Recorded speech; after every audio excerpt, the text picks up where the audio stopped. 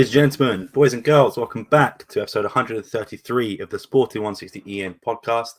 We have got an action-packed episode for you as always with a lot of things to cover. But first, let me get into our guests. First up, we have got my man Chris. How are you today, man? I am doing good. I feel like we've had a good little. I look at our increments between podcasts as windows. So our most recent window here was, I would say, pretty successful. We caught a massive L in the 79th minute of the last game, but overall the results have definitely been good. I think it's 11 straight wins in all comps. Yeah, definitely. And last but certainly not least, we've got our man Danny. How are you today, man? Good as always. Happy that Sporting keep rolling on, and first Portuguese team and possibly the only, we'll see, onto the round of 16 of the Champions League. Vamos Sporting. Yep, and I am your host, Sam Fonseca. Thank you for joining us. We're going to talk questions a bit later because we've only got one and it relates to the game we're about to talk about. First of all, we'll go to the most talked about and probably most watched game of the week, and that is Sporting versus Dortmund, a 3-1 victory. As you can see the lineups there: Adan, Coates, Inacio, Fadal, Matheus Reis, Porro, Paulinho, Matheus Nunes, Sarabia, Pot, and Paulinho. And Dortmund's team you can see there as well. There's a guy coming on for us, Nuno Santos, Diego Tomas. I'm not going to read out Nazinho's nickname because, a bit sus. But, he came on to make his debut and he got. We'll start off with Danny. What were your overall thoughts on the game? Yeah, I thought we played well. I thought we countered them really well, and of course we got lucky for that first goal. But we make our own luck. Pot has to continue that run. I really enjoyed our play. Matheus Nunes was just like a boss in that midfield. Inacio, I think not enough has been spoken about Inacio, and similar to how Amorim said on a press conference, I'm not sure if it was during Tondela or if it was, I think it was after the Dortmund game. That's the less said about Inacio, the better. That means he stays more at Sporting, but Inacio, this game was unreal as well. Overall, I thought we played really well. It was 3-1. I think Sporting had a few chances to score more. Dortmund probably could have scored another one too, but other than that, total domination. The only thing I have to say, two quick talking points, I think, in my eyes, the pitch almost made us concede right after the first goal where Coates kind of slips. Now I can't remember if Dortmund shot it wide or if Adan saved it. Inacio made a goal line save. And then that was the second one, right after 2-0. And didn't get it. Yeah, it would have been immediately after. Yeah, it was immediately after we scored the second goal, I think. Yes. It was immediate, but there was both. So after the first goal, they almost scored, and then after the second one, Inacio had that goal line clearance, which was just, which was brilliant. And then Poru. I want to gauge your guys' opinion, but low-key, I think Poru was in the box before the ball was shot, but I don't care. If VAR didn't catch it, I don't care. We still scored the goal. And you guys can take it away. Sam, you were there, so I think you should have started off with your analysis.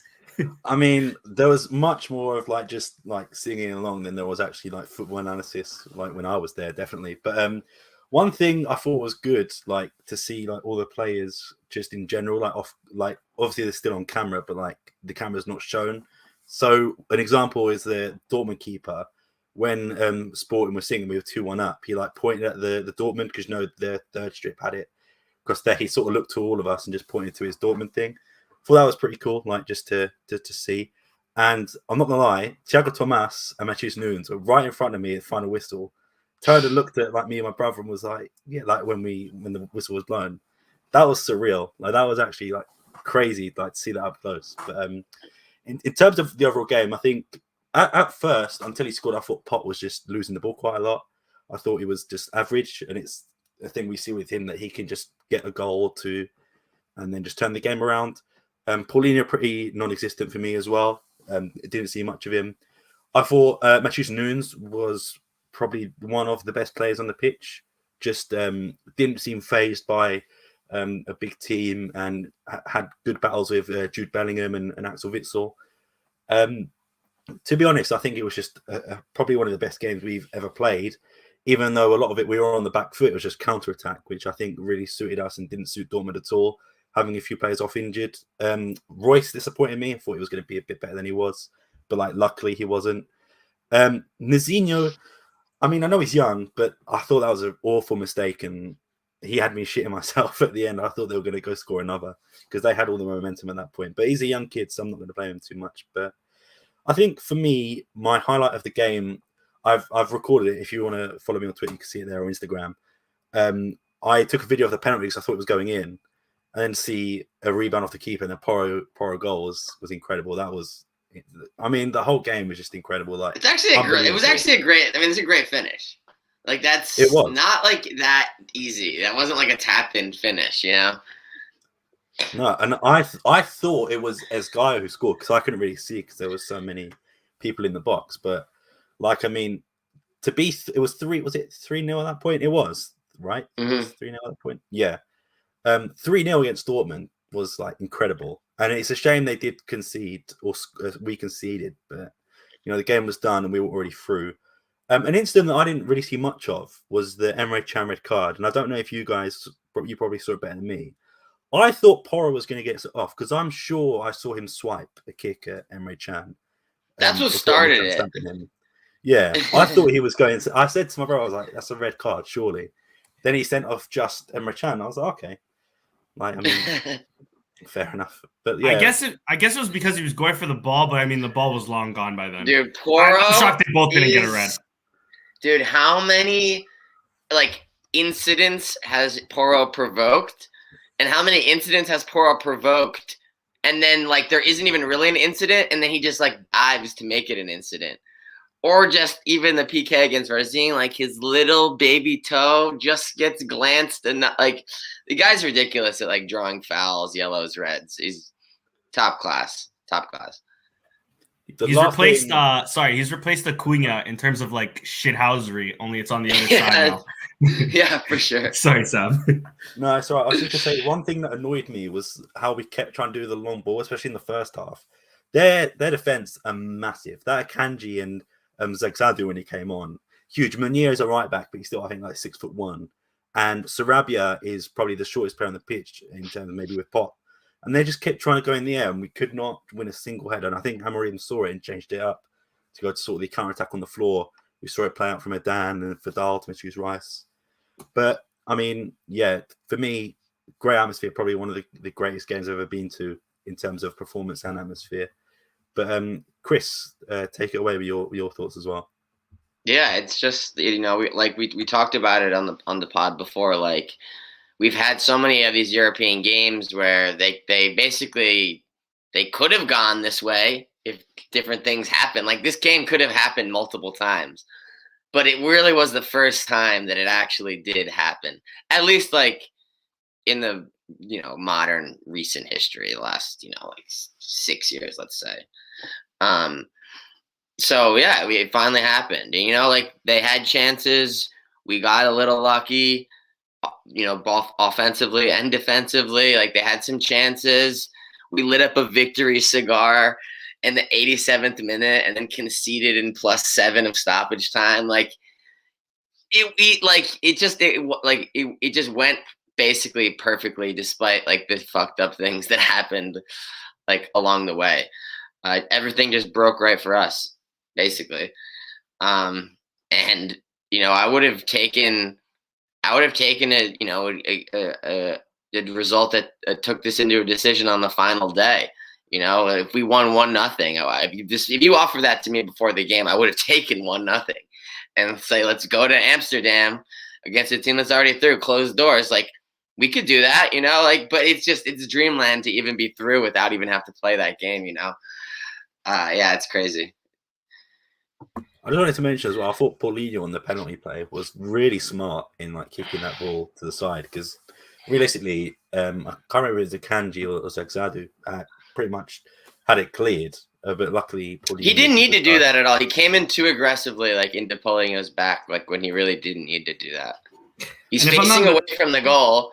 He's like on the side. He's like near the corner of the end line in the 18. Like, why are you plowing through him like that? And there was another like penalty shout that we had that I think was even more of a pen than this. I mean, this was a clear pen. Don't get me wrong, but there was another one. I think it was like towards the end of the first half on Paulinho as well. So he didn't really do much, but at least he won the penalty. Fuck it. Yeah, and I know there was like a Paulinho dive in like the first literally like 30 seconds of the game. And like I can't tell you if that was a foul or not, but you know. He actually does draw some fouls too. He also like holds his head sometimes, like when he's backing into people and like fakes like he got like hit in the head. He's reasonable at drawing fouls. I'll give him that. Chris, who would you say your man of the match was? I'm gonna give my man of the match.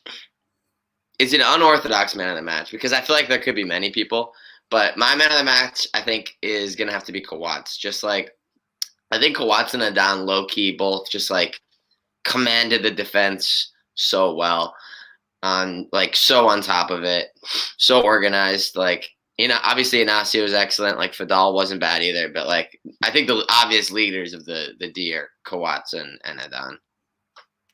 Danny, who was your man of the match? I was actually gonna go with Quatch, but I'll go with our superstar, the new anointed Mr. Champions League. I'm going with Pot. I mean, like you said, he gave the ball away, but that second goal, what a beauty! Even the first goal, just to be aware of it, running behind, anticipate the ball, and then still slot it home because it's still not easy. You're still 1-on-1 with the keeper. I've seen Sporting, particularly Sporting, miss these chances a lot. Yeah, I'm gonna go with Bot, and anything less than 60 million is a damn shame. So he has to get sold more than Bruno Fernandes. One last thing, Sam, before we get your man of the match. A lot of things has been said about us throwing flares onto the field and shit like that. The only time I've ever been pissed with us throwing a flare onto this field was this game where Dortmund was basically, they're not through on goal, but it was like a 2-on-2 or maybe a 2-on-3, and they almost went near post on Adan. And because the fucking smoke was in the way, I was worried that Adan couldn't see it through. That's my only time I'll ever complain about them throwing fucking flares onto the field. I'm not going to be like the Sports TV commentator the other day with Tondela. But boys, whenever they're attacking, please, man, let our keeper see. You know what I mean? Or at least like block the other keeper's view. That's the only thing I'll say. Yeah, some of the shit they were like the sounds, like something like bombs. I feel like scared the shit out of me. Like so loud. I'm pretty sure that's what you're. I think what the thing was a smoke bomb. Yeah, oh, okay. They do sound like bombs. Anyways, it was just all. I don't know if you guys remember. It was like in the first half. There was all smoke on the field and shit like that. Maybe it was a smoke bomb instead of a flare, but still. No, it definitely it struck in my vision, and I thought the same as you. And like I think they managed to get rid of it quite quickly. Did the Dortmund fans have any pyro, Sam? No, not that I can remember. To be fair, they were quite loud, considering how like little of them there were. But I mean, we shut them down quite quickly whenever they tried to get in a song, which is good as well. But I'm gonna go unorthodox and go for Matheus Nunes, man of the match. I think he, like on a night like this, you need your midfield to sort of command. And I'm not gonna lie, it's a little bit biased because towards the end he was right next to me, and it was like good to see that emotion on a player's face. And like the first thing he did was grab the badge as well. It wasn't like he just went like that. Like first thing he did was that, and I was like, that's really cool and really surreal. I'm getting a bit cringe, but it was sick. Nah, but he's one of Poru. They're one of the players that get it. Like Paulinho, like you can't. Even Thiago Tomas, like I don't like him, but that moment I was like, what a guy! Like, and then he came up and gave a shirt to a little kid who was like a few rows down. So like, genuinely nice guy seems, and like it was just good to see. Sam, I'm taking applicants, bro. If you want to join the Thiago Tomas fan club, bro. I'm already president. I think we got a vice president. You can be treasury or something along those lines. It's the club consisting of just 3 members. The president, vice growing, though. It's great, yeah, you know. They've had 2 non-renewals since last season's membership, though. Bro, a lot of people have left the party since last season. I can't even lie. They're joining your party more, man. I mean, I just need him to score that isn't against like a 3rd division team, and I can sort of like, you know, I can respect it. But Casa Pia is coming up, bro. That's 2nd division. You know what I mean? Yeah, I mean, yeah. But we got a question from Lauren. If I can move my screen, And this is sort of following on from the Champions League. I think it's fair to say that most teams will be looking at us and thinking they want us, because if you look at the structure of teams, I'd say maybe like Man United and us are people that are trying to, that people would say, yeah, let's get them. But I'll start with you, Danny. Which team would you enjoy facing, and which team do you think we're going to get as well? Yeah, I actually just want to pull up who's currently in first at least. But I mean, like you said, definitely a Man United. I don't know if they are in first in their group. So I would take definitely a Man United. I want to say Real Madrid, but Lille and Wolfsburg, exactly. that's wide open. Right now it's Lille in first, Salzburg second, Seville in third, Wolfsburg in fourth, but it's 8, 7, 6, and 5. So any one of them can finish first. I'll take my chances with any single one of them. Maybe I'd try to avoid Sevilla, but I'll still take them over like a Chelsea. We'd have to Red Bull Salzburg, Brandon Aronson, American phenom. Is what's his name still coach? That's the Austrian one. Marsh? Oh no, he coaches. Yeah, he got a promotion, I think. He coaches Leipzig now, I think, right? Or is he still with Leipzig? Salzburg? I don't know now. Let me see if I see it here. Squad. It doesn't say coach. Anyways, I'll still take a Salzburg or something. Yeah, we can play with Red Bull Salzburg. Like I said, it's better than like a Chelsea or even a Real. I wouldn't want to play Real just because the pull that they have in UEFA, or a Liverpool. Liverpool and City are like the two teams I definitely don't want to face, but United definitely, any one of that Group G. And if Juve can slip into first, I would love to play Juve as well. But yeah, any one of those three. Are Man City definitely first, or can they be overtaken? I think they beat PSG. They clinched. Yeah, they're 4 points ahead. So yeah, they're definitely first. Okay. Because I was gonna say I wouldn't mind PSG as well, but they're in second. But Jesus! If we play PSG, okay, now we can't. But if we were to play PSG, could Nuno Mendes play? That's what I was going to ask about Man City and Porro as well, because I don't know if. Yeah, I don't think they have that rule in UEFA. That's in most countries they don't even have the rule that we have. Yeah, but that's a rule I remember I was in Portugal when it happened. So it was like the summer of like 2016, maybe that he started it, 17, and I remember like arguing with old heads about it. Because I was against it at the time, but maybe I'm more pacified. I'm just kind of used to it now. But yeah, I was just like, I don't know, like, why not? I'm definitely still against it. If they're like especially in the Portuguese league. Let's be real. I seen the game before Benfica, the game before Belenenses. Benfica played. Who did they play? They played Passos, and that Nuno Santos guy scored. And literally, like, I thought he was about to cry. Like, oh my God, I can't believe I scored against Benfica. Form there, So that's why, lone players, I'm still against them playing their mother team. But again, maybe I'm just. It was that guy who signed from Porto. Shit league we follow. From Santa Clara, who was accused of being a sleeper cell. Oh, And then he scored against them. And then he signed for Porto. I can't remember, but I know exactly what you're talking about. I don't think he's probably played a single fucking second this season at Porto. Or has he? Wait, are you talking about Fabio Cardoso, the center back? Yeah. He started last game. He started. He did? Yeah. I know he played in the Tasa too. He hasn't gotten a lot of burn. Yeah. All right, good for him then. Chris, who are you wanting to face in round of 16? Yeah, I guess it's just like the English teams that you want to avoid. Liverpool. I feel like of Man City, Liverpool, Chelsea, the order that I would want to face them the least is probably City, Chelsea, Liverpool. Like I would most want to face Liverpool out of those three. Although I don't know, it's tough to tell because the opposite for that one, Paul. Or Bayern. Yeah. I'll sort of take anyone else. Maybe not Man City, but those two are ones that I just do not want to see. Do you think like it's because of but also like I feel like Chelsea also could potentially be in for a bad run of form. And after I see them play this playing weekend, them for another month, you Yeah, they just kind of didn't play that great against a pretty shitty team. And I mean, I can see what United, like, if United can play against them with like 3 centered defensive mids and like get away with a draw, mind you, lucky, but get away with a draw.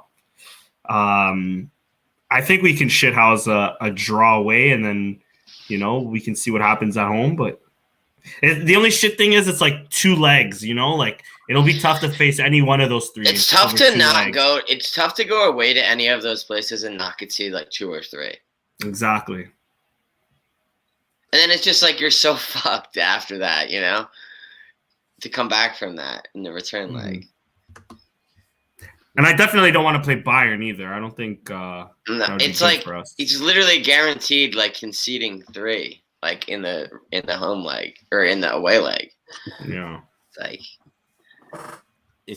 I would like to see a Man United rematch. I think we probably have the best. But the thing is that for some reason I don't want to play Villarreal again. If Villarreal ends up as the group winner in that group, I think Villarreal and Sevilla are actually tougher opponents than maybe a Manchester United. I think they just have great. I don't know. I would be more scared of Sevilla and Villarreal than I would be of Man United, to be honest. The thing is with Man United, I'm not saying listen, out of all the English teams, definitely let's get Man United. You know, the story alone, you know, Ronaldo, Bruno coming home, etc., would be lovely. But by February, my worry is United will get it together, and maybe with this new manager, we'll see. But they'll definitely have a signing or 2 in there. And I mean, by February, I think Ronaldo would. Yeah, that is a few months. It's like but like 2 months away. I mean, like next summer, a few months. Fair, but I think United have a good enough team to get it together, at least to like, if they can, they'll push for top 4, and then by Champions League they'll get something together that they'll, even if we draw a game, they'll beat us the other game. Don't get me wrong. Again, out of all the English teams, I think we can beat United. I'm delusional to think that Sporting have like a really serious chance in the Champions League this year. I don't know why. Mourinho's giving me those Mourinho vibes, but I don't see why we can't go on like an Ajax run of like 3 years ago. Although Ajax could probably do that themselves. That's a good point. Yeah, exactly. Ajax have an incredible team. I think. Do you guys think we'll rotate the team against Ajax? Because I don't think we will. I think we should. I agree. Probably should. I agree. But I think the how much do we win? How much do we win if we win? Like 2-point-something million. A couple million, because they could be tanking too a little bit. You know. I think Ajax will definitely be rotating, and then Sporting might look to capitalize on that. I think. I'm not sure if it will rotate, because that Haller is on like 9 goals, and if he scores like 2 more, it's like a record of all time. I'm pretty sure, like 11 goals or 12 goals, something like that. True. So they might just try and get him the record, and they might just also. I don't know if they need money. I don't know what their financial situations are. I would assume it's probably actually they make loads of money, don't they, off player sales and everything. So who knows? Player sales. They made the semis, like you said, like 2-3 years ago. I don't know how bad COVID's hit them, but I don't think. Bro, I mean, Netherlands is gonna pass Portugal in UEFA coefficient. They already have. Yeah, so it's like for the season after. I'm just saying, like they basically did that, like a large chunk of that. Yeah, true. So like that's a lot of money. Is in terms of the coefficient, is France 7th now, or is Portugal 7th? Portugal's 7th. Damn. I was about to say a Farmers League player. Well, we're not 7th yet, but we will be 7th when the first ranking for next season comes out.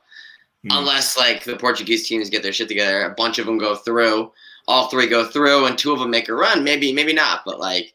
Just one, and then going out is not going to do it, you know? Are Braga qualified for the next round of Europa? Or are they, like, on the They still have I think they still have a decision on the last day. If they won, those fucking they bums fucking lost me out against... of the parlay. Did they lose in Belarus or something? No, in Denmark or whatever. Michelin, whatever. Not in Ludogorets. I think that's who they play next, though. Okay. I think. But Ludogorets also have a chance to make. Basically, Braga can make first, but Michelin have to lose against whoever they're playing, and then Braga have to win their next game at least to make it through the next round. But with Europa League, it's not like you make it past the next round anyways. You play whoever comes down from the Champions League, I think. So either way, they're fucked. Yeah. So it doesn't really help. Like, it'll help our coefficient, but wait, do it you might go not to help it all that Conference much. League if you finish third in your Europa League group? I think, because I know in Conference It's a League it's only first never-ending- place. It's a never-ending. I don't know if it's second. I think because third in Champions League, plays second in Europa. Yeah, I think if Europa lose that, they go into Conference League. I think you're I right. don't know. It's very okay. confusing. That I makes think sense. you're right. But even then, it's shit. But Yeah, no one really cares about the Conference League, to be honest. I couldn't tell you what teams are in it apart from Spurs. I don't even know. Roma, Yeah. And that's all I know. Didn't they lose like 7-0 or something, Roma, to like some random guys? To a Norwegian team, I think. I saw a tweet that was like one of their right backs is like a plumber full time. In his spare time, just to beat Spurs 7-0. Yeah. But let's get on to the most recent game, and that is versus Tondela. A COVID struck Tondela. News just in that the goalkeeper Triguera has also got, even some of the players playing have COVID. Oh, really? Yeah, well, at least one of them did. He was actually their man of the match. True. But that new variant, bro, it makes you play fucking stellar in that. He always plays good against us, actually. I feel yeah, like. he loves a game against Sporting. Any Tondela keeper, before when it was Claudio Ramos, you would they'd love the game against Sporting. Facts.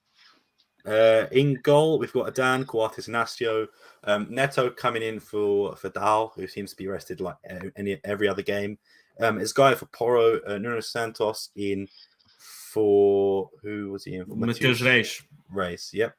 Matias Palinha, who got injured, apparently pulled his hamstring. We'll get into that a bit later.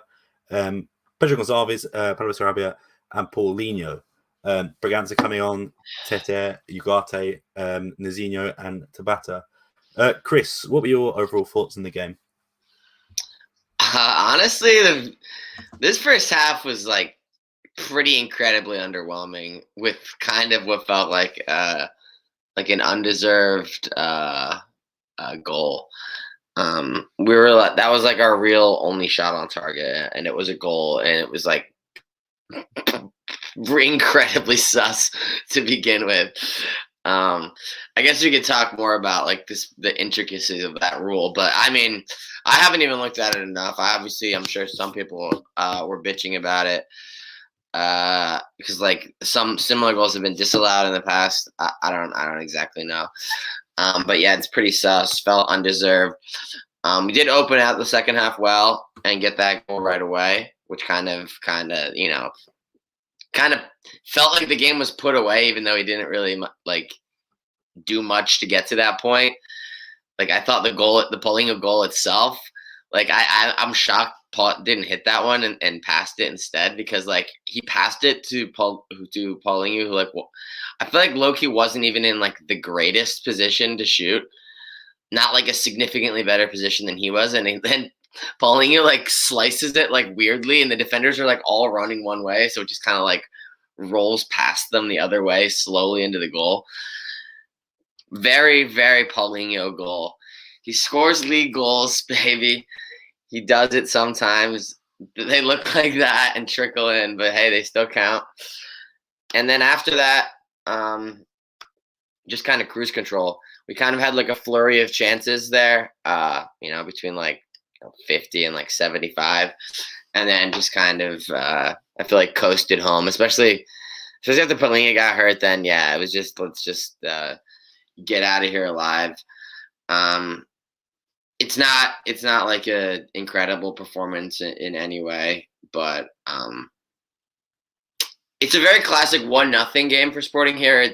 I'm shocked that we won by 2 to make it comfortable enough, because this feels like a game that was like 1-0, just droning on, and then like in the last 10 minutes, Tondela gets their shit together and like is knocking on the door, and we're like kind of scrambling. So at least we didn't have to do that. Any game where that's avoided is a W for us, because a lot of these league games are 1-goal wins.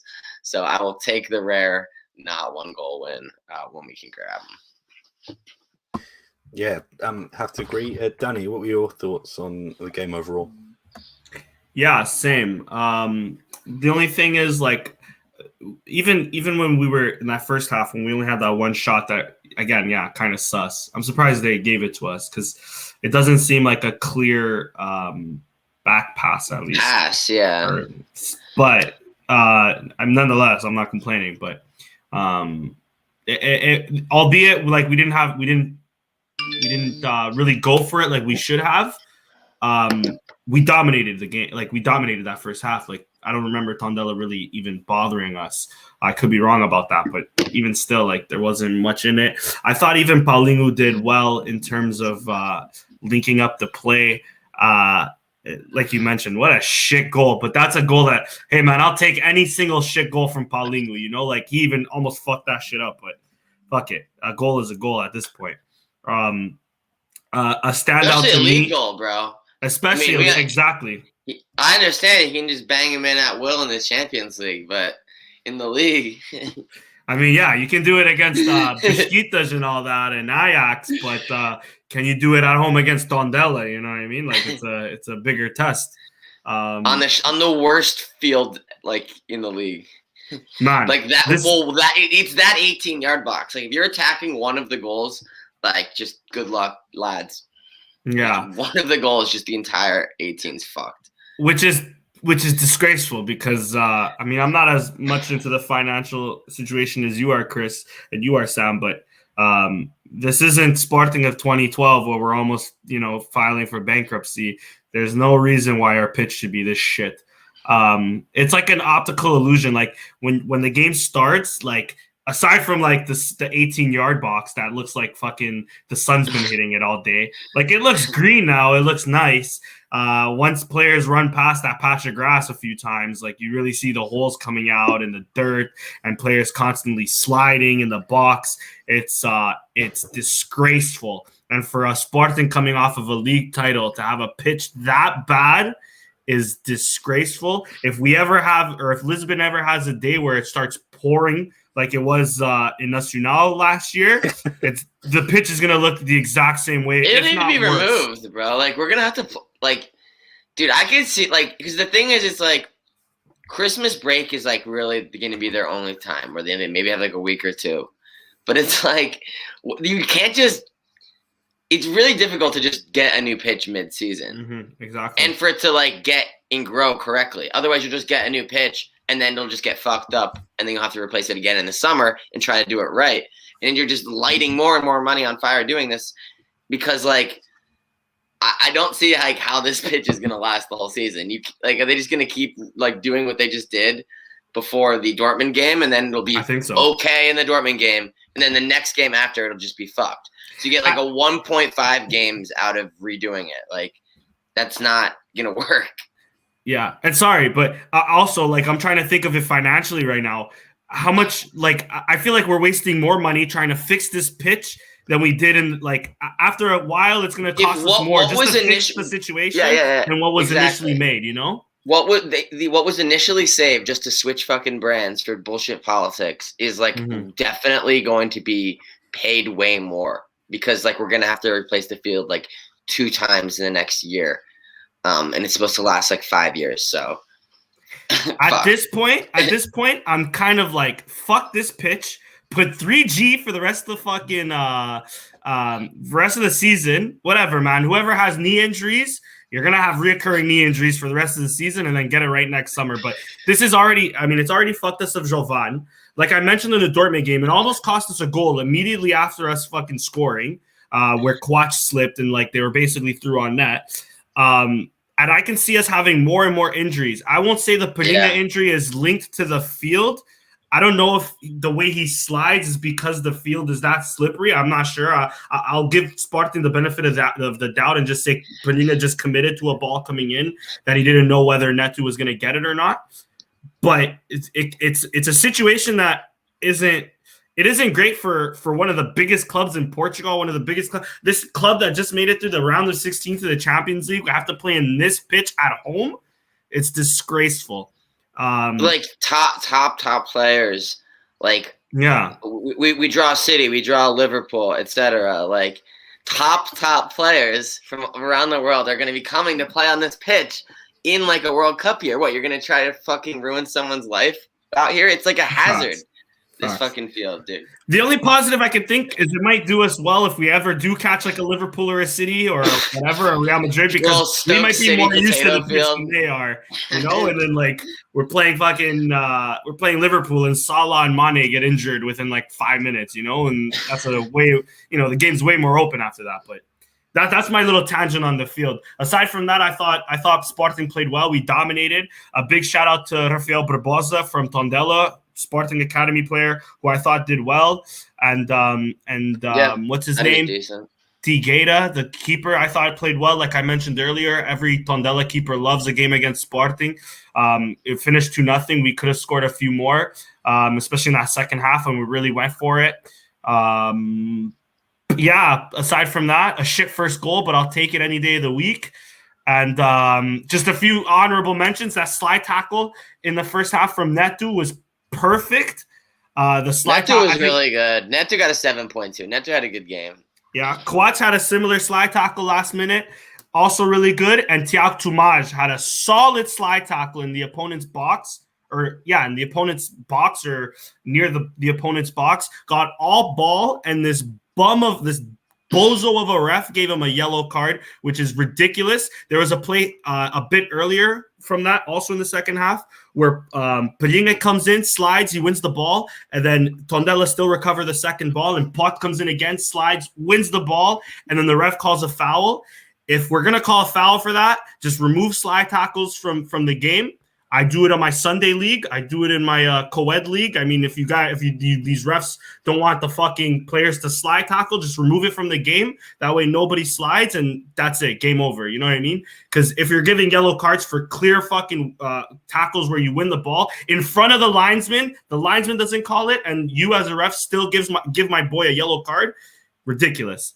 Aside from that, Viva Sporting, great game from us. We dominated. I just wish we went in. The only thing with the Sporting team, we need to be more ruthless in front of net and actually score these goals. But aside from that, I thought we played really well. Yeah, I mean, kind of agree with both of you. I'm not going to go too much into this subject because I don't want to repeat what you guys have been saying.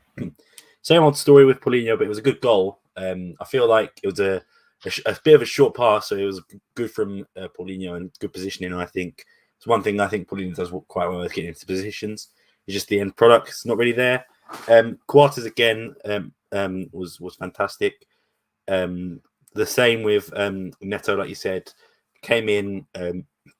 That's what we're going to use him for when Fadal needs to come off or Rice needs to have a little break. Just bring Neto on, and I think coming off the bench is good for him. Good role for him, especially at the age he is at the moment. I'm looking across the foot. Sarabia played well. I think he got the official man of the match for the game, but. Yeah. What I wanted to ask you guys a question, but before, Danny, you should know we should not mention finances on the page, just because all of those Sporting fans attack the shit out of us whenever we bring any financial, any bit of financials.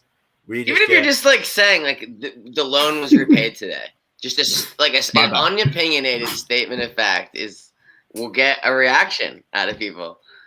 I remember we said that like we made profit of, I think it was last sector we made a profit, and someone was like, "Oh, you're not going to mention thank you Verandas now?" It's like, okay, like, what do you want us to do? But bro, people, especially recently, when I retweeted that Zach Lowy thing, which we'll get onto a bit later with the Belenenses thing, they were going off on him, and I felt really bad because I was the one who retweeted onto the page. And like it went from like you put this content in front of these people, the rabid. I retweeted it at 5. You threw them to the mob, bro. I refreshed it with like 40. I was like, oh my god, I'm so sorry. But because you can see when people that like something that you retweeted liked it because you retweeted it, right? Yeah. Mm-hmm. Yeah. Okay. Yeah. So yeah, we can sometimes see what our reach is when we do stuff like that. Yeah. It's like, pretty large, honestly. People assume we're like anti-Verandas, even though on here we've definitely given him his due. We've obviously like said not bad things, but I think fair things. But you know, I feel like a lot of people just follow us on Twitter and don't watch podcasts, which is also fine because we do have quite a big following on there. but it's also there's easy nuance. to, like, Our opinions have miss it. nuance, right? We're not Yeah. just boneheads one way or the other, you know. Yeah. Sorry to go on a tangent there, but I'll get back to the actual game. Nazinho got the worst rating if you don't count Bruno Tabata, I think, on Sporting's team. Yeah, he got the That's harsh, worst bro. rating. How long was he out there even for? I don't know. He had a little bit of burn, but not that. He wasn't that bad. Long enough what is to that, get a number 4.8? rating, because if you're not even out there long enough, they don't even give you a rating. No, I think he got 15, Yeah. maybe 20, but definitely 15 minutes. But like I said, I don't think he was that bad to give him that low of a rating. I was going to ask both of you if you think he'll be ready this season to come in and maybe do a job, or do you think maybe for next season? And ask Danny first. What do you think Nazinho's ceiling is? So I think little Nazi can really the sky's the limit for my guy. No, I'm kidding. Let's not start that. Bro, who thought that was a good idea? Like, I forgot who it was, but that guy's a legend for that shit. But yeah, Nazinho, I think he's good. He's definitely not. He's no Nuno Mendes, that's for sure. But he's good. He's like the same age as Nuno Mendes was when he debuted. Exactly. You could just see it immediately, kind of. Similar position. I'll say Nazinho, I think, is more attack minded. Again, I haven't seen enough of him in defense, at least to say otherwise. I think he's just a bit more attack minded. I don't think he's this season. I think maybe either Matheus Reis, he's either battling like some sort of like little niggle or something, or and then of course, I mean, I know Lauren mentioned Vinag. I think Vinag's also battling a little injury. So I think that's why we opted for him to come in, because usually Amorim will even like playing, like if Porto was available, he'll put Iscaio on the left if he has to, or he'll put in Matheus Reis, just to close off the game. Sorry, I'm going on a little rant, but yeah, I think he's just not ready yet, but he's good. He's definitely good to make little cameos and maybe start a Taça game against Casapia, but I doubt it, but he's good. Another year or two. I was just going to say that I think Vinagre doesn't have an injury. He just has PTSD from Anthony from Ajax, just absolutely killing him on that side. But Chris, what are your thoughts on Nazinho, and how high do you think his ceiling could be? It's tough to tell at this point. Yeah, I mean, he had I remember against Dortmund, he had like a nice move and pass, but he had like a tackle too in like the 96th minute when we were kind of under pressure. It's too early to tell. He's been in two kind of weird situations, just kind of trying to shit house 6 minutes and just kind of burning clock of a pretty much decided game. I'd like to see him in more of a neutral situation, like from the start of a game, or 1-1 or something. But I don't know if we're gonna get at this season. I don't know if he's gonna build up enough trust to be out there in a situation like that.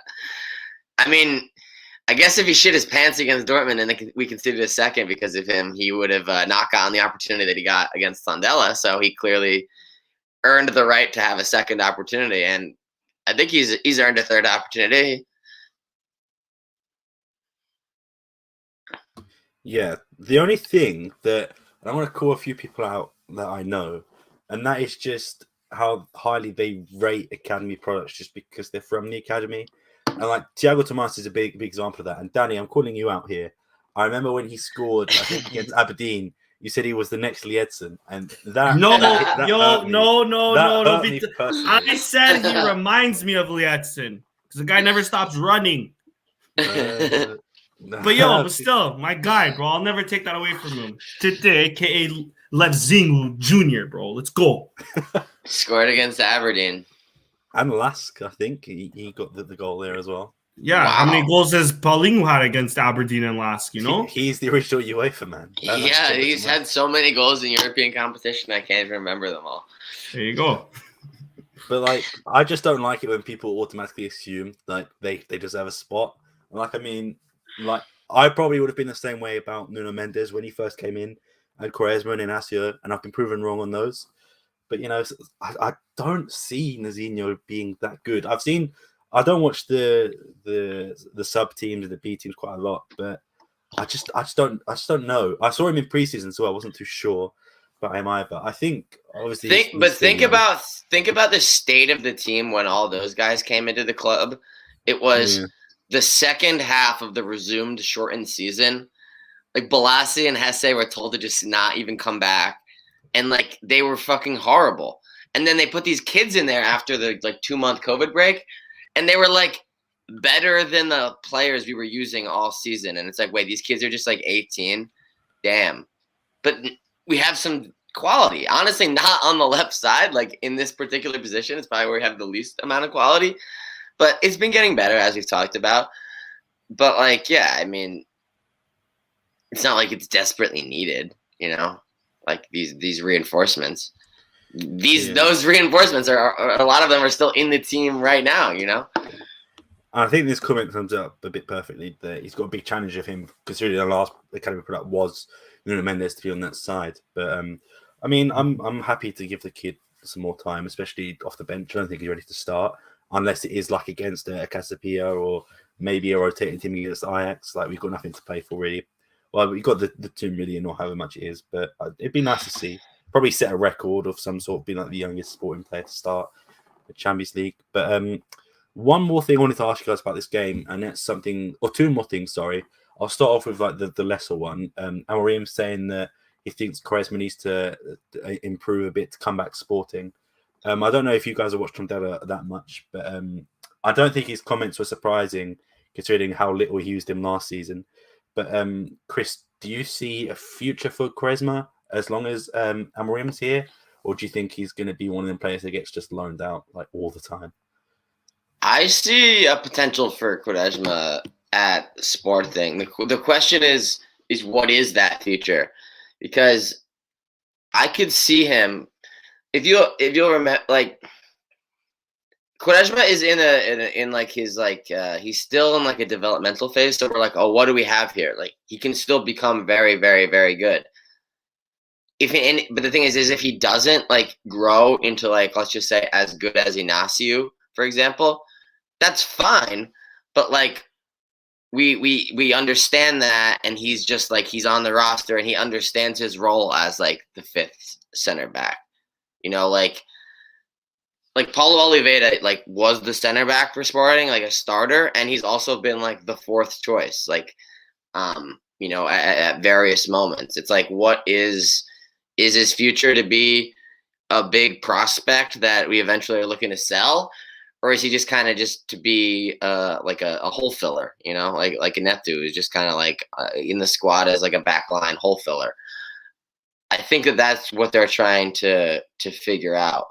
But the thing is like with his like personality the way it is, it's like that's honestly like not the role that you want. I feel like for like the 4th string guy is like just a potential distraction. But I don't know. As he ages, I'm sure he'll start to get more mature. He can always like slightly be a joker, Every locker room needs one. Like I feel like Ukra Monteiro is like a very famous like locker room joker. It's like there's no problems now that he's like older and not like as critical of a role in the squad. Like that's almost his role is to be like the veteran presence and the joker. Quaresma is just the joker aspect without the veteran presence. So I don't know. I don't know what his future is. I could easily just see him being just a regular starter, on clubs in the 1st division, and just kind of, past the years. I can see him staying at Sporting and just kind of filling a backup role for many years, and then kind of going away his own way when he's like 28 or something.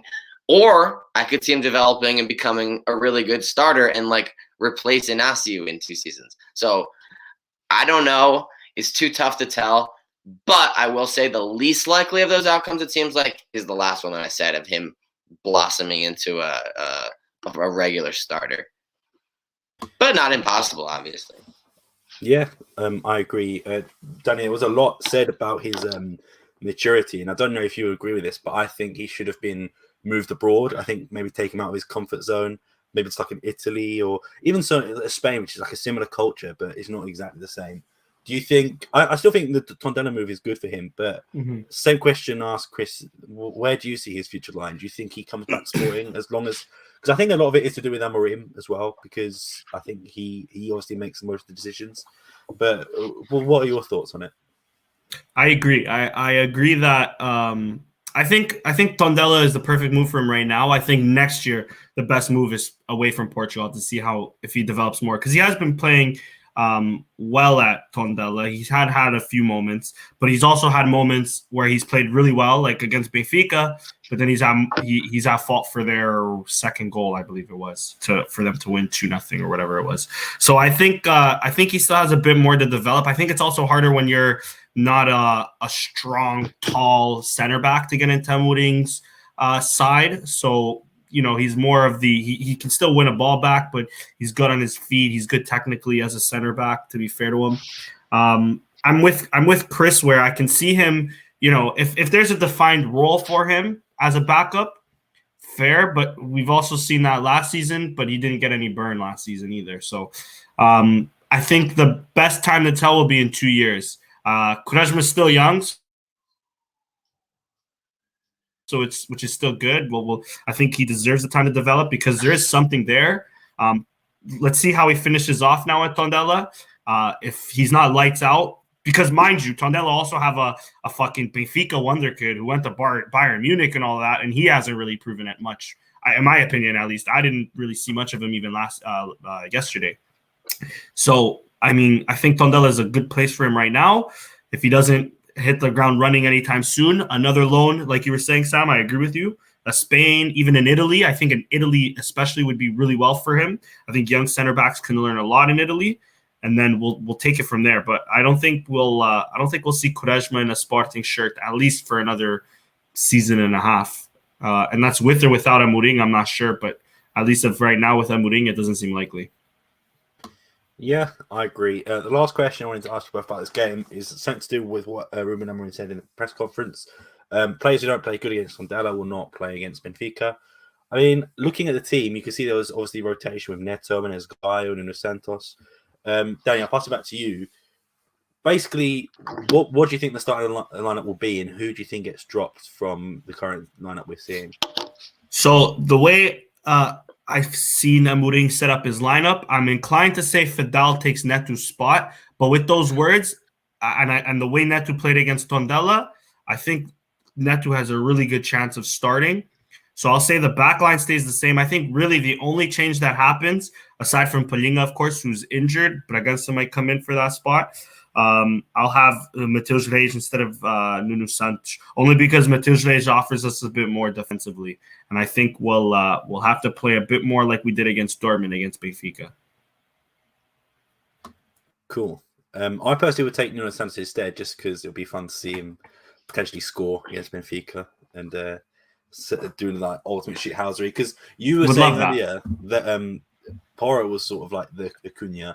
Nuno Santos definitely has that in him as well, of being like a shithousery and kicking people. He gets caught though. He gets in trouble. Porro never gets caught, like even if he's instigating it.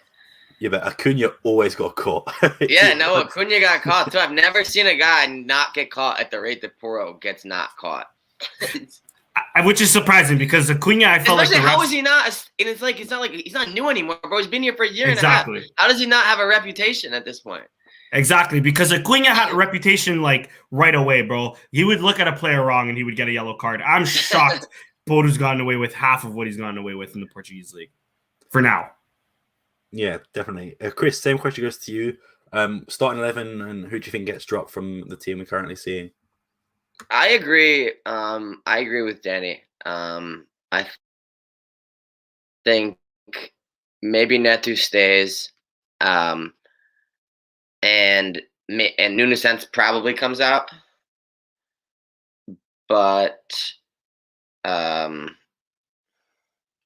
yeah, no, I think that's well. Obviously, he's probably gonna go Porro. I was gonna say I almost forgot that.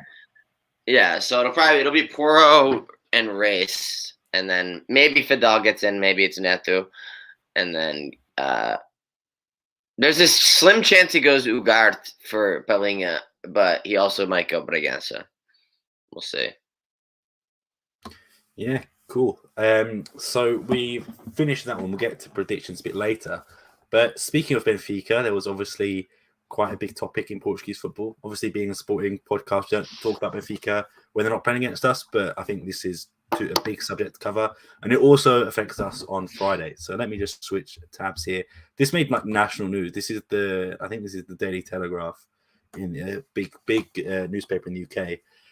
So, of course, let's start with 9 men, and they're 7-0 in 46 minutes. That's such a bad headline. It is, but it literally just sums it up almost perfectly, though. Like, that they didn't come out for the second half, it seemed, and then they came out, and one guy quite clearly faked an injury to call off the game because it was less than 7. Because I think two people stayed behind. I don't think the reason was actually given of why they stayed behind, but they did. But there's a lot of people saying it's Benfica's fault, so these folks Benfica's fault. Chris, I'm going to let you start off. What were your whole thoughts on this sort of incident, and who do you think should take the most blame for it?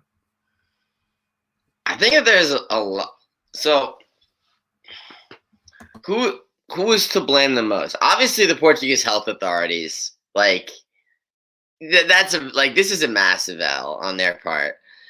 That's a massive L. The league itself, like the administration, like, how did they let this like go ahead? You know, like the Pedro Proença and people that work for him, massive L for them. BSAD, like, and their leadership structure, their president, who's then crying at halftime, who seemingly never tried to even get the game stopped or delayed or rescheduled. It just, BSAD, like, you couldn't field 2 more players to at least have 11? Like, where'd you even get these 7 from? You're starting a goalie. Can't you just get like random other people to at least maybe have like a bench of 3? Apparently, like, they had 36 people registered. They had Benfica's side, I think B or under 23s playing the game the day after, but they had, I think, a total of 34 players registered. They could only field 9. So, or it's like the U23 game, which was then postponed. It's like, all right, like, let's just postpone this one until tomorrow at least, and then have the whole U23 team play this game. It's like just so many things could have been done that weren't done. And I feel like the things that, like, it's Portugal, right? So there's obviously like back scratching somehow going on and all this shit, right? And it's just a matter of figuring out exactly where it is. I think that it's basically like a handshake agreement between Benfica and the president of BSAD. Benfica like let an unpaid debt slide over a player that was like sold to Lille, that they like owned some of the pass of. And if that like debt wasn't cleared or okayed, they wouldn't have been able to like start the league. So Benfica like was like, all right, like we'll let this slide, but like you owe us one. Lo and behold, a couple months later, a great opportunity to owe them one, right? Like just field a team of fucking wankers. We'll beat you like a shit ton to nothing. We'll get a massive goal difference bump and like a free win, and then we call it even. That's literally what fucking happened, I'm pretty sure. Like, there's no other explanation for how so many people just fucked up. Like, at a certain point, like, things are intentional, right? you know what's killing me about this picture? It's just like the 2 of them smiling, even though there's literally 9 versus 11. Which one of them is a fucking like the backup goalie? I think it's the tallest one, if I'm not mistaken. On the left, it's like, this one over here. dude. Yeah, I think so. But like that guy smiling and like that guy sort of smiling, and then this guy just he knows he knows exactly what's going on. It's even better that their first goal was in the 45th second, and it was an own goal. Own goal too, just a horrible own goal.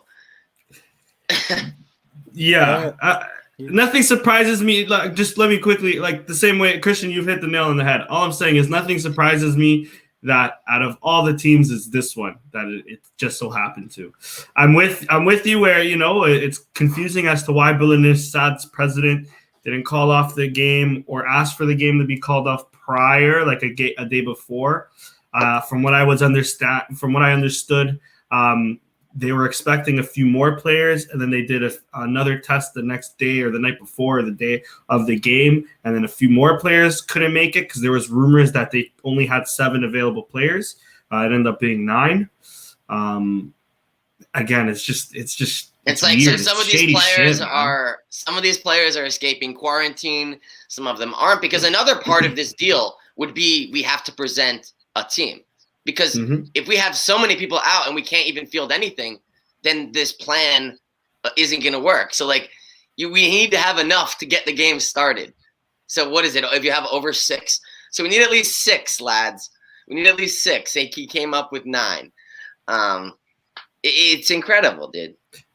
And let me just quickly, like, what you added to the group chat where last season Ferenc Chaves was postponed or something like that for 4 players or something along those lines with COVID cases, and then this year the same. Which is a direct answer because the game was set to start. There's fans in the stadium. Both teams are out there, and then the ref just doesn't start it, and then they go back in the locker room. Like the way that the Portuguese health the minister was talking today or the spokesperson, whoever the fuck was talking on their behalf, was like, we just couldn't do anything. Like it's like an imminent, it's like a train going 100 miles an hour. Like we can't stop it, bro. It had to go on. It's like, it literally was the least inevitable thing ever and just could have been stopped so many times by so many people. If those 9 unlucky wankers just said, no, bro, like we're not going out there. We're not participating in this fucking sham. It wouldn't have happened. Like even after all the other shit that happened, like it's just so fucking bad. And like, it is a very classic story to like go viral of the world, to paint a picture of like Portugal to random people. So yeah, this is like shit of this level goes on, like, you know, like every other week, like 50% of this level. It's just like, if it gets to a certain point, then it makes like international press. But like, yeah, bro, this is what we deal with on a regular basis here. And last thing, and then Sam, take it away, dude. Benfica hit a record by scoring the most goals in 45 minutes since like the 1930s. So, you know, good job for them. And my favorite thing was how they were trying to compare this situation with the situation we had against Setúbal, which, if I'm not mistaken, COVID wasn't really an outbreak at that time just yet. It wasn't a global pandemic. They actually said it was the flu. So, I mean, we're talking about 2 different I don't even think two different time areas. Yet. I don't think it did. I think if at most there was murmurs of it in China, but it wasn't like it was global pandemic. Was it January 2020? Exactly. I think it was January 2020. Lockdown was in March, you know. So whether it was COVID or not, like we weren't 5 fucking lockdowns deep. So obviously it's a different situation. So I think for rival fans to be comparing the 2 situations is an absolute joke. But yeah, anyway, Sam, take it away, dude. No, I was just gonna agree with you. I was thinking, because it was January 2020, it probably still was like, it actually was COVID, but like obviously it probably. Full scale. Yeah, exactly. We weren't as well educated on it as we are today. We aren't well versed. Like I said, Portugal wasn't 4 lockdowns or whatever it is deep into COVID, you know? Yeah. And Setúbal had 16 players that game, like Michael said. Yeah, I was just about to point that out. And what confused me, so they obviously went out with 9 players. They obviously did expect to win, but I swear if they just like didn't field enough players, it would have just been a loss anyway. Or why didn't these players go in, let's say, first minute, all pretend to get like cramp or something, and the game's called off anyway? Why let it go to 7? Like, why not just say, oh yeah, I've pulled my hamstring, or we've all pulled, or just something? So Sam, here's how this always works. In like 6 years, there's gonna be a story that like there was like a briefcase like in the locker room or something, or like this guy got like a weird call, or like 2 of these kids were like promised something, like. Bro, like it literally, like without fail, like we're not gonna know. And by the time it comes out, it won't matter anymore. It'll be 5 years from now. But like, guarantee you, the shadiest shit surrounded this. It reminds me of the fucking Estoril game getting like canceled at half and then like replayed under the most like suspicious circumstances. Like the second half gets played where Portugal has like 9 returning players from injury or some shit like that, and they just steamroll them within the first 15 minutes. Yeah, exactly. Which, by the way, you just reminded me of that situation. The Estoril Bancadas weren't in condition to hold fans, but we went to go to Passos Ferreira like 3 weeks ago. There was a hole in the fucking in the stairway to go up and down the Bancadas, and that game was never stopped. So the stand was never even fixed. Exactly. They just replayed it, and people were still at that fucking stand. They said, yeah, it's cracked, but it's still secure, so it's good. I don't even think they did anything. Someone could correct me if I'm wrong on that, but as far as I know, nothing was even done. It just like no, I think you're right. It's kind of scary in the bathroom at one part. I think my team Manel went there and just fucking hammered a few breakers, and that was it. That's one for it. But yeah, it's just also like the big news coming out of it was that I think 7 of the Benelux players, or maybe less than that, have the new variant Omicron, whatever it's called, from South Africa, as they had a player travel to South Africa international, come back, which also puts Benfica players at risk. And just wanted to get your guys' thoughts. Do you think the game still goes ahead? Not only is there coronavirus in Valence, but also Tondela. Trigueira played, and obviously, probably I didn't see at the end of the game. Probably shook hands with a lot of players. Yeah. But do you one? I'll ask both of you. Do you think this game goes ahead? And 2, do you think Benfica, probably more likely Benfica, are going to have a sort of repeat of last year where they have a whole team out? I'll give it to you, Chris. What are your thoughts? I am unable to answer that question until I see how both of the teams are affected with their. Both teams have certainly had close contacts over the past couple days. It'll take a few days for us to know the extent, if anyone tested positive, if someone did, if only someone insignificant did. I'm unable to answer that question until we know that information. Because if like 8 Benfica players test positive, this game ain't happening.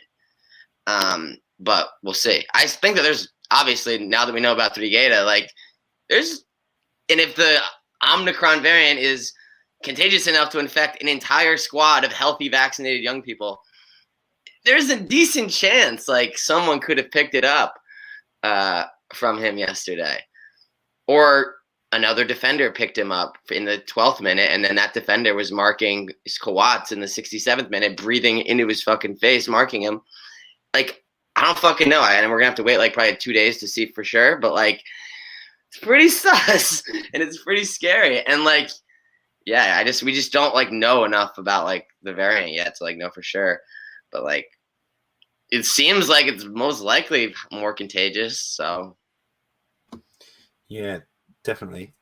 Before I give it to Danny, I was just thinking as well. Did you guys find it weird how the Sporting players and Tondela players came out in masks and then took them off and just played the whole game without masks? Is like, okay, what's the point? I think there was like some sign of like it was like promoting wearing a mask is the point of it. But when they did that, because they did that in the BSAD Benfica game too, right? I don't. Yeah, know. They did. Because it was like a plan. It was a plan for the league. Like, oh, every game in week 14, we're gonna do this. With a partnership with the health services. So the fact that they did that is just like so ironic for that game, which is just like the meme game that shouldn't even be being played right now because of COVID. Yeah, we're gonna wear a mask for. But we're still gonna shake hands. Like, honestly, it would have been poetic justice if there is now an outbreak and Benfica have to play with 9 players. It'd be a poetic, it'd be poetic justice, but I doubt that happens. I think that's physically impossible. It is, yeah, because unless we both have 9 players, then we should just play because I would support that. If 9v9, I'm down. 8 infected players, we should just play. But that's dangerous because I think Arsene Wenger might see that and say, get rid of penalties, extra time, you just reduce 1 player. But yeah, I mean, there's no cases yet. I think by tomorrow we'll really see if there's some sort of outbreak to one of the teams. But I think I don't think they got tested today because they didn't go to Alcochete. They probably had the day off. So when they go and get tested tomorrow morning is when we're going to know, more likely. They Okay, usually do because I was- recovery work, don't they, after a game though? That is true. Because I was gonna say, like, that seems like I think if there was a case for Sporting, the way Trigueira already came out, I think I would would have know. tested the whole fucking team. Yeah, but I don't know if they did that. Or if It was they were, late. because It was late in the at day, night, so we too. might only test them tomorrow, like Yeah. fully everybody. So we'll see Yeah. that. I think Benfica as well. I think if Benfica would have had a case, we would have known by it by now. Maybe a player or two within the next week on both squads, but insignificant or significant, I think this game goes on regardless. Yeah, I had a point, but it's past me now. So, I mean, it would have been nice if Benfica could play now with 9 players to see them whine, but Or even be unfortunately, down that a couple won't happen. starters. That would be lovely. That would be lovely. But I remember my point now. Benfica should be worried. If it's not coronavirus, they do have a rat on their team. So who knows if the Black Plague, can spread. I mean, that's pretty much all we've got for this this story. I know, Chris, you have a few sort of loose ends that you want to cover, so feel free to take it away. Yeah, it was just a couple things just related to like recent like news around the club, or at least surrounding like some financial stuff. So there was like a looming deadline for a while now. Like this date's been marked down. Like November, I think it was 26th. Like 27 million euros is due. So we paid that by advancing more money from the NOS contract, which is basically like how we pretty much have done a lot of shit over the past like 3-4 years. Just kind of gotten money fronted from that $515 million 10-year contract. Like that deal's we're gonna use up all that money probably in the next like 2 years. I think that is a large part of like what has kind of allowed them to manipulate the financial situation to what it is today. So they're gonna need to replace it with another just like endless pit of money from somewhere. I don't know where they're gonna get them. So yeah, I mean that's just basically that. And then there was an article that was in Bloomberg.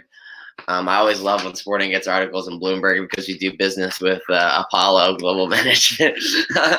So yeah, there's the talk.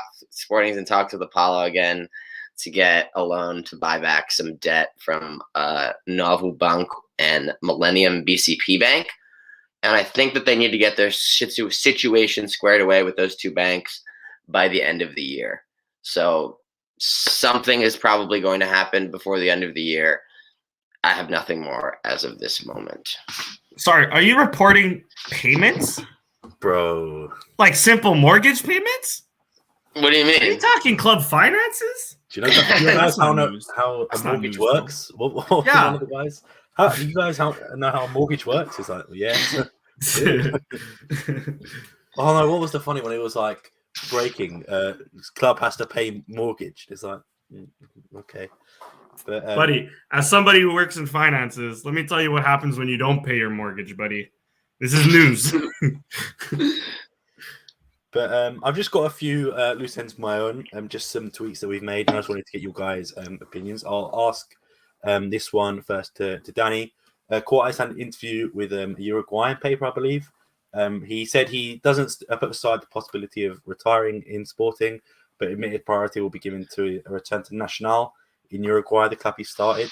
What are your thoughts on that, if you have any? I mean, I find it a little weird because this isn't the first time he's already talking about retirement, whether it's at Sporting or Nacional. Yeah, he just did an interview with the Portuguese paper where he was talking about it. I find it weird. I mean, he's like literally in his prime. I have yet to see Courtis play this well, and he's doing it back-to-back seasons now. Why are we already talking? This is one thing I hate about sports journalism and soccer in particular. Once a player turns 30, 31, they're like a fucking senior citizen, which makes no sense. Like you're literally in the prime of your career. But with that being said, I have no problem with Courtis saying what he said. I mean, Nacional is his he's always team. talking about it, retiring and who's going to retire with. Mm-hmm. And it's just like, if I'm not mistaken, I think even in Adrien Leão, he mentioned how one day he wants to return to Nacional. Man, it's the same way. That was like a year or two ago. Also, like yeah, exactly. Like, so it's not news. It's not anything. If there's, I don't know if there was hate on Twitter from that or not, but Good. I mean, all for him. I just don't like the fact that they're already talking retirement. He's still young. He's still in his prime. I do agree, but he also said his knee. He said his knee doesn't. He said his knee doesn't make him think he only has 3 more years left, which means he thinks he has more than 3 years left. I guess. I hope. But like, I don't know where this 3 number came. Was that a number that was like out there? Like, I never heard of this 3 more years number. Like, to be fair, okay, so if he's 31, by 34 he might be considering retirement. To be fair, like that's okay. Normal. That's not like your knee forced you to retire. I would say your knee forced you to retire is like if you retired like now. You know, it's more 34. Maybe it's earlier than you would have wanted, perhaps, but it's still you got a good ass career. You know, great career if I say so myself. It depends who you really compare it to. Because you like got Bonucci and Chiellini were like what, nearly 40 now, and they don't I don't think they've had any big injuries. I can't say for certain, but I mean, it would be a shame to see him leave. But I think I saw a comment earlier that just said for what he's done for the club, being through the shit phases, and now obviously a good phase. I think he's done his job. Like I wouldn't want to stand in his way if he wants to do that. I think he's earned the right to. I personally wouldn't stand in his way. Yeah. But next question, well, it's more of a statement, but I'll give it to Chris. Ruben Amorim is the quickest manager to reach 50 Premier League wins in 66 games. He also led Sporting into the Champions League qualifying for the second time in the club's history and delivered the first league title in 19 years. He's only 36. Chris, when we bought out Amorim for 12 million, 15 million, did you see this coming? And I mean, it's starting to look like a good investment, but do you have any more thoughts on it? Yeah, I mean, it'll be interesting to see what happens with him. The 2 most interesting things with him are like, what happens if something bad happens, like we go through a bad phase, which really still hasn't happened yet, and what happens like if he wants to go in the next like 2 years. When he was linked to that Man U job kind of out of nowhere. That was like the first time we've had to deal with that. Like I imagine that'll probably happen again another 2 times or another couple times. Like as you know, like PSG he has an opening or like big clubs like that. Like he's gonna start to get linked to like a lot of them when they open up. Like just right off the bat, I feel like. Yeah, definitely. I agree. I don't know if you had any more to add on that particular topic, Danny. The way Saudi Arabia has been looking at Portuguese managers, they might even snatch them up, bro. Who even knows? Shout out Leonardo Jardim, though. Yeah, brother. What are they thinking about offering a Belfodeta like an insane contract? They just took the Boavista. I don't know if it's. I could be like mad racist. I know it's an Arabic country at least. They just offered the Boavista manager a job. Petit might go back to Boavista. I think it's Saudi Arabia. I think it's Saudi Arabia too, but I could be wrong. I just barely looked at the name. It could very well be Qatar. But either or, regardless. The Santa Clara manager just went not that long ago. Who knows, bro? Cool. Money talks. The last subject I have is a big one, especially to someone who's currently in the stream at the moment. Let me get it up. It's this statement of Nani leaving Orlando. Various rumors. I know in English papers said that he might retire. There's rumors to abroad, like you said, Saudi Arabia just a minute ago, China, even back to another city in America. Sporting. I think it was like one of the like random, like I think it was like Jornal Sabado or something. Like they do like other reporting in Portugal, but like not really sports reporting. And it was like they had he might go back to Sporting article, which means like they probably fucking made it up. That was my question. I'll start off with you, Chris. Would you take him back at Sporting? And do you think he's coming back, or would you see him going somewhere else or retiring? I would take him back, but I don't. It depends. It's up to him. Like, if he still thinks that he can kind of be like the guy and ball, he can try to like either resign. Well, I actually don't think he's going to go back to Orlando because his statement wouldn't have been like this. It would have been, we're working to do something else. He could maybe think about trying to get another DP slot in MLS. He could try to go to like Saudi Arabia or whatever, which would still like constitute him being like a critical player on like whatever team that he went to. Or he could go to Sporting and he could just kind of be like a locker room mentor and like an off-used reserve player. Slash like, I mean, he's kind of got some juice, like in the way that like Tabata has some juice, like off the bench. But like, you don't like need so many of those, and they don't always get used in every game, you know. So like his usage rate, I feel like would kind of just be similar to that, just kind of based on his role and based on the depth that we have. But like, would he be a great guy to have around if that's like the role he wants? For sure. Danny, same question to you. Are you taking him back at Sporting, or where do you think he's going to go? I mean, I'd personally take him back in a heartbeat. I don't think it's happening. Same way Chris said. I think we just have way too many wingers as it is. The only thing I can think of is depends how long Jovan is out for. Maybe he can fill in that Jovan spot. But even still, I don't see it. It'd be nice though, have him retire at Sporting, and then he can, if he's thinking about being a coach, I don't know, maybe. He really wasn't. He was in honestly pretty poor form the second half of the MLS season. He got off to a good start, but he got into very poor form, and then he didn't even end up starting a lot of the Orlando games at the end of the season. To be fair, Orlando were pretty doo-doo towards the end of the season too. Yeah, they let their magic slip, and I think Nani got injured a little bit through it, so that might be the case. I was saying to Lauren actually, because Lauren was, as she still is in the chat, like she's like, "Don't make me cry again." I just don't think he's retiring because the statement didn't say he's retiring. I think if he was going to retire, the statement would have been, "I'm retiring." Now, where he's going to go, I can see him even going to like, who even knows? Maybe like Cape Verde. I don't know any Cape Verdean teams, but he might just make a little 6-month trip out there and then retire out there. I can, like everybody was saying, Saudi Arabia, I can definitely see Leonardo Jardim. I think he played with Leonardo Jardim at Sporting on that loan from Man U. Leonardo Jardim might even take him to Al Hilal. So who knows? I think he still has at least another 6 months in him, or else he would have retired. But the end for my guy is unfortunately near, which is unfortunate. But it comes to in every career, right? Yeah, I'm going to throw a spanner in the works.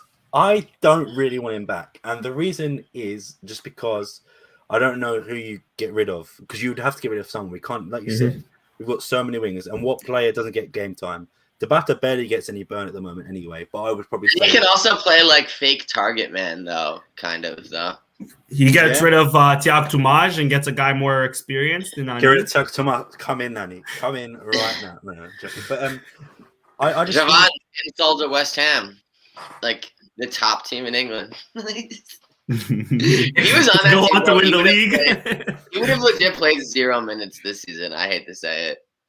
Yeah, I mean, I'm looking at the team. I think Nuno Santos. I don't think you drop him, even though he can play left wing back as well. Jovan is probably not re-signing, so I think maybe it would be him. But it also has to be that he has to come back on a wage that is definitely not the highest paid, probably not even like just in the middle, probably. And I don't think he would take that. I think he was probably earning a fat stack at Orlando. He just made He just made a taxless 7.5 mil for 3 years. Yeah, that is. What's our highest? There are very few places on Earth with a better tax rules than Florida, United States. With that comes the crazies. The only thing better than that is just straight up being. Yeah, the only thing better than that is just straight up being like in the Cayman Islands or something like that. Thanks. Yeah, the way I'm looking at it is no. If the thing is, he needs to be sort of like how Antunes was if he came back, which is you're not going to get that many minutes. Yeah, you're not going to get that many minutes, but you're there to be like an influential person. Because I don't know how old sort of Nuno Santos is or Jovan. They probably grew up watching Nani to an extent, or maybe they were playing just as he was playing. So it'll definitely be like with Antunes. Like, I mean, not many. He was a good player, but I don't think many people were growing up saying, "Oh, I want to be like Antunes." I can imagine people saying, "I want to grow, I want to grow up and be Nani or play like Nani." And I think, to be honest, I think he's still got. I would say maybe 2 or 3 years, but I reckon he's either going to go to Saudi or Qatar. I think one of them clubs that because he doesn't have like an obvious club like that he could because let's just say like Luis Neto, for example, like Varzin, and then he went out. Like Nani really was formed at Sporting. Like his club before Sporting is just probably like some non-existent like 6th division kickabout stuff. Like can't return to that, you know. It might even be a Cape Verdean. Let me make sure. Let me actually see. No, he was born in Amadora. Never mind. I thought he was. Yeah, I was gonna say if anything, it was was like maybe Estrela de Amadora, but like I don't even know if he ever played for them. But it's just the fact as well. He has been saying in interviews that he would like to play for Sporting again. But I also don't think, one, he fits in Amorim's system, and two, that Verandas probably doesn't like him. Because I was told, I'm not sure if it's true, you can correct me, but he was offered a pay cut to stay, and he didn't want to. I'm not sure if that's correct. That's what I've been told by my dad. But, you know, you never know. It might be true. But I don't know. Because that contract was inherited from Sousa Sintra? Yeah, and he was a high earner with Dost. I think maybe they were. Yeah, he was on 1.8 million clean, so I think he must have been like 3.6 pre-tax salary, like 3.2 pre-tax or something pretty high, you know. And then they cut him loose in January after he performed like reasonably well, right? I think he was our second highest goal scorer behind Bruno, which I mean, Bruno was on fire that season as well. So it's like, what's the relationship even like between him and Verandas? Like, does he even probably really shit? So it's like, remember the logo upside down. Who knows what happened there? But that was Verandas' time. He did come out to criticize the people that rescinded their contracts, like Bruno, and I think it was right after that Verandas basically used COVID as an excuse to ship him off. I was just, and Lauren said it as well, Real Massama, which is also Real Sport Club, 3rd division. He might go to 3rd division. Are they in Liga 3? Yep. Oh, I didn't even know they were in that, because I remember they were in the 2nd division like a couple of years ago, and then they got relegated. So I didn't know how far they had fallen. Okay, yeah. I mean, could be that, but maybe. Even still, I doubt it. I doubt 3rd division. I think he'd call it a night. Maybe 2nd division, but we'll see. I think he's still got that name brand where he's not like at the Bruno Alves, Beto Pimperel level where he's just gonna sign for any random 2nd division team that just offers him something. He's still like good enough where he can kind of choose, right? Yeah. I think at least. I agree. If he was still playing, he still has that name too. If he was still playing in like 2 or 3 more years, then he'll be at that level where it's just like, yeah, Leisoni's offered him a 6-month deal and he just took it, you know.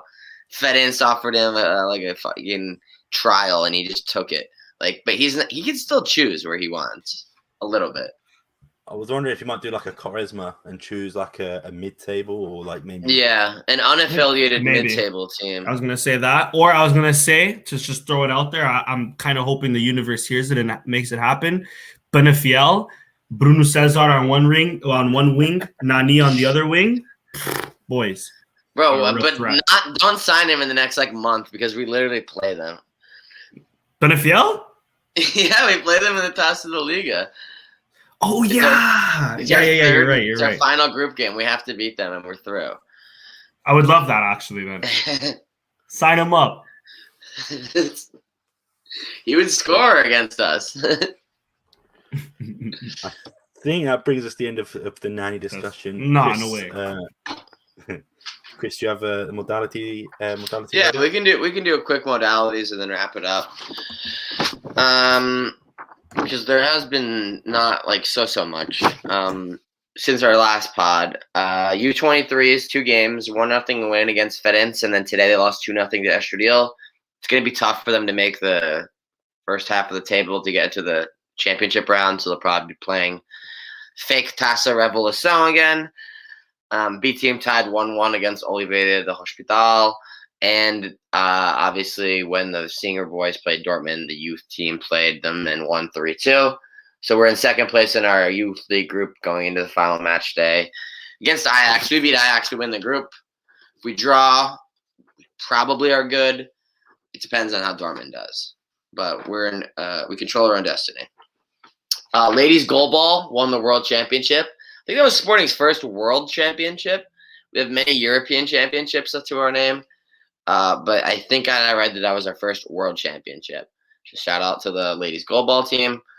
Roller hockey, 8-2 win against Patriarchs.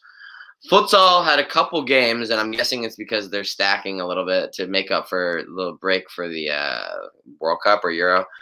5-2 win against Benfica, which produced the Só Merda Verandas meme.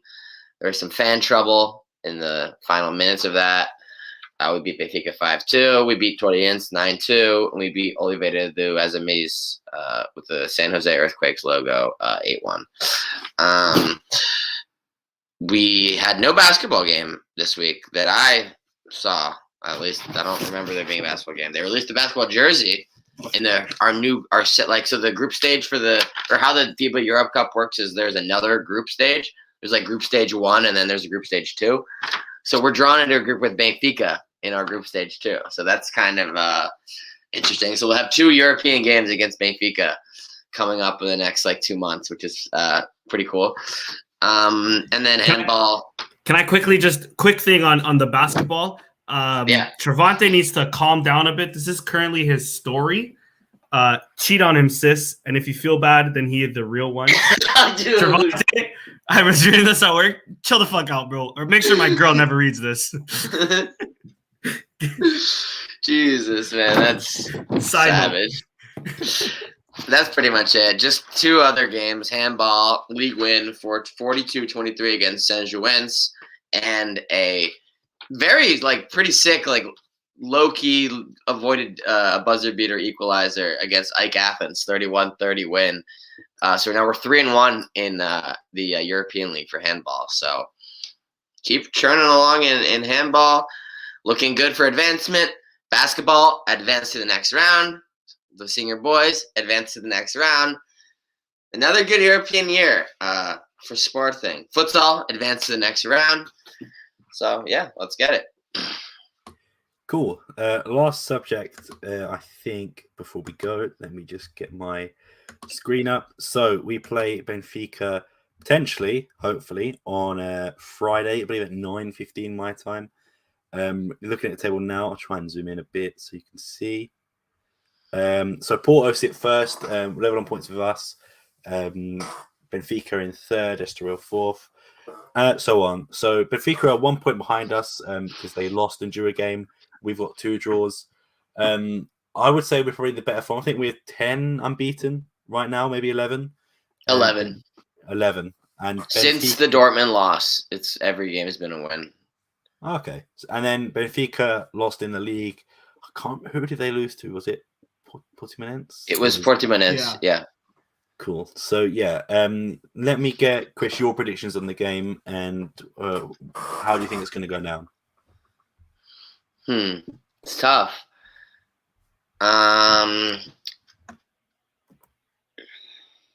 Is that the luge? Mm-hmm. Yeah. There could be some surprise wild card absences thrown in for a positive test. Just a quick side note. I'm very disappointed I didn't get to see Joao Palhinha break John Mario's leg. I'm not one for injuries, but that slide tackle would have been amazing. Sorry to interrupt, but that's my I'm going to have to go 1-1. Goal scorers? Plot. Okay. Danny, what are you saying? I was leaning towards the same. I'm going more towards a draw, especially because it's at Benfica. But I want to throw this out there. I want to see and hopefully they do, how Sporting players react to João Mario being on the pitch. That would be interesting. I know they probably still all have a good relationship, but at the end of the day, you defend your colors for at least 90 minutes. Bro, they're going to be hanging out with a guy that they were posting how it started, how it's going pictures with him as like with them as like kids and him as like a young starter on the first team. It's true. And now he just betrayed you guys. How are you going to react to that? I hope there is like an emotional element behind that too. Not too much, of course. Be logical, boys. But if not Palhinha, I mean, Poru's not really one for those antics. It's got to be a Sporting boy. It has to be like Braganza or someone along those lines. Yeah. I don't see it in him. Braganza probably got a chip on his shoulder because I was like, this motherfucker, I'm just sitting here all season watching him just pass it sideways when I could be out there doing something, at least sometimes, True. and I'm not getting enough chances. True. It's his fault. It's literally his fault, but Bragança didn't play more last season. Even Mateus Nunes. I hope Mateus Nunes feels that way too, because all of a sudden now Benfica is a creative player. But like you were saying, stole a lot of fucking minutes that could have been used developing our own youth prospects that are going to be here. Yep.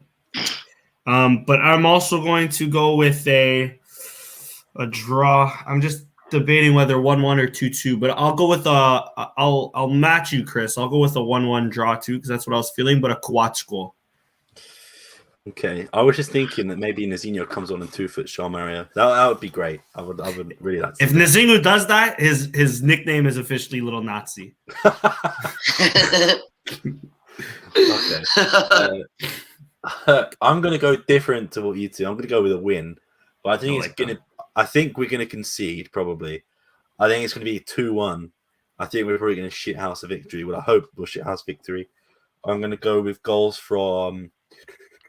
I think off a set piece, I'll go Inacio, and then Nuno Santos for the winner, just to see the absolute shithousery. Would he celebrate or would he apologize? No, he would knee slide, bro. Yeah, he's at the minimum. He's hitting him with one of these, you know. But yeah, if it's not too like out there, but apologize. I hope not. Nuno, he had the scarf saying what was the scarf? I don't think Gracias a Deus no nos Lampião or something like that. Or he strikes me as not giving a single fuck anymore about that. No way. Like, remember how he was getting torched for like his old like Facebook, like it was his like or his groups that he was in or something, and it was just like the most meme of like idiotic Benfica like groups. But like, yeah, dude, he was fucking like 12. Some guys it sticks with them, and they're willing to fucking commit like felonies to serve this club, but some of them are just clear. I don't give a fuck. Just it was a job. It was an employer. I got a new employer now. Sorry, go. So I was just saying, I still remember that karate kick he did on Pizzi a few seasons ago. So let's hope he does more of the same. I'm just the only tad worry I have is as everybody knows, the last time, which is most likely our midfield, the last time Bragança and Mateus Nunes played at the Luge, it was 4-1 at one point. It could have been 4-4 that game, don't get me wrong, but it was 4-1 at that point at one point. So that's the only thing that scares me a bit. Albeit I do think Mateus Nunes has like improved since then, like tenfold, you know, but that's the only reason why I'm not pushing for a victory, because I do think they're beatable, especially without Verissimo now. Benfica aren't that solid at the back, I feel. And Jorge Jesus, I think, is still undecided whether his team is best with 2 at the back or 3 at the back, which is good for us. But that midfield still scares me a little bit, even though I love Bragança. Still scares me a little bit without putting in there to really like clean shit up in the back. Yeah, he makes you feel secure. Yeah, he's like a pretty much guaranteed safety blanket. It's just not there. Yeah, like he's honestly like irreplaceable. Like he's like the best CDM that's played at Sporting that I've ever seen. Like you're not gonna throw anyone in there that's gonna do the job. You can maybe only hope to get like 60 of it back with like Ugarte maybe. Exactly. 60% of Bellingham is still pretty good though. It's just not like a guaranteed tackle every time of every counterattack. The only thing I ask, one last thing, and then we can go. Whoever listens to this, somebody give me a good excuse why I can leave work at least 2 hours early. I'm not trying to watch this game at work. Fuck that shit. Just start coughing like random. What time is the game? It doesn't work. I actually don't even. What time is it? 4:15. Yeah. Oh, that's kind of a late kickoff. Like as late as the kickoff's going to be for us, at least. Exactly, but I only leave at like 5:15. I actually can probably do some shit and then probably skirt out and still not worry about it. Yeah, I'll be home at 4 o'clock on Friday for sure. Winter tires is a good one, James. Just my manager. She's not very understanding, so who knows? She might be watching this. To be honest, I better watch my mouth. She's one of those managers, bro. You never know, man. Well, if she knows that you're on this podcast, that probably increases her odds of understanding more. So I actually hope she watches it. So then she understands why she needs to let you leave a little early. Facts. That would be a reason not to let you leave early, though. Definitely, that's the one. But anyway, I think we can wrap it up there. Definitely got a lot of talking points done. Next game is against Benfica, as I said. Probably do one maybe podcast the week after. Is Ajax on the Tuesday after? Yeah, that's why. I only say Tuesday because I know that our last one was on Wednesday and it tends to alternate. So we'll probably do one after that Ajax game, and we'll do. Yeah, probably do one on that Tuesday or Wednesday then, probably. Yeah, definitely. Well, thank you all for joining. Make sure to follow us on Twitter, on Spotify, Instagram, Facebook, YouTube. If you do have any questions that you want answered on Twitter or anything like that, feel free to send us a DM, send us a tweet. If you want to follow Danny, I'll get these banners up. You can follow him here. And if you want to follow Chris, you can follow him here. If you want to follow me here. Cool. Thank you all for watching. See you later.